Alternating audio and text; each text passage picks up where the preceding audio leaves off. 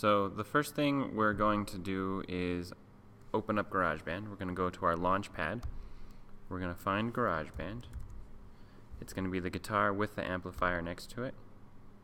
We're going to go ahead and wait for GarageBand to open up.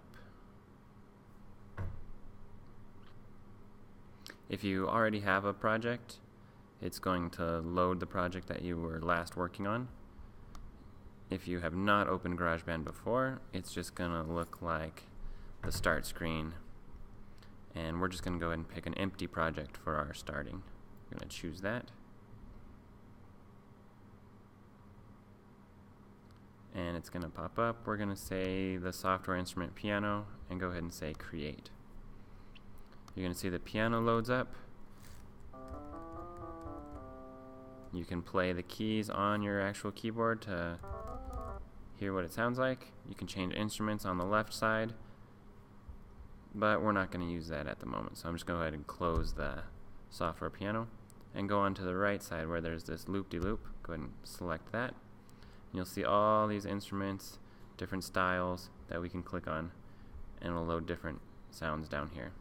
So I'm going to just go ahead and say I want some synths. If I look, there's a green note or these blue squiggles. I'm going to go ahead and select one. If I click it, it'll start playing.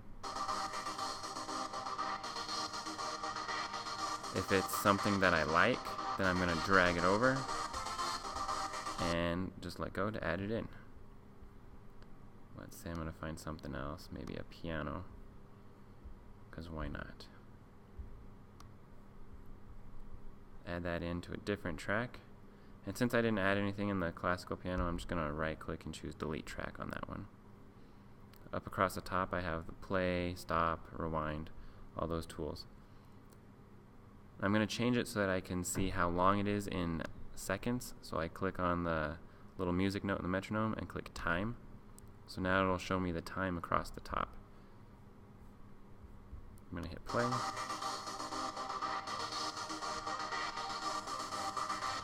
So I think this is a little loud and the piano's a little soft.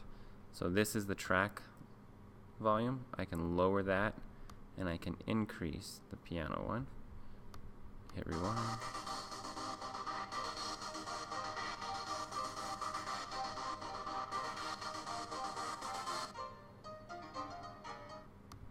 Sounds a little better.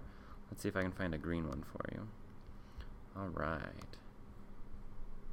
So I'm going to add some green notes.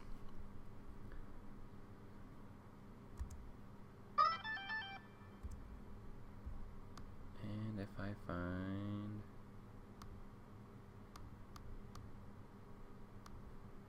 percussion,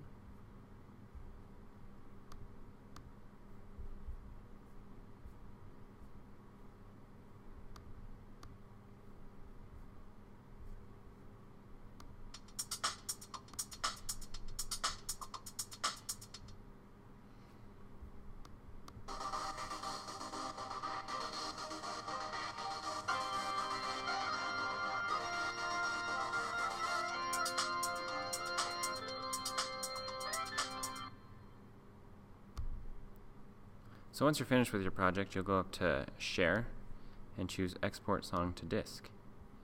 You're going to title it with your name.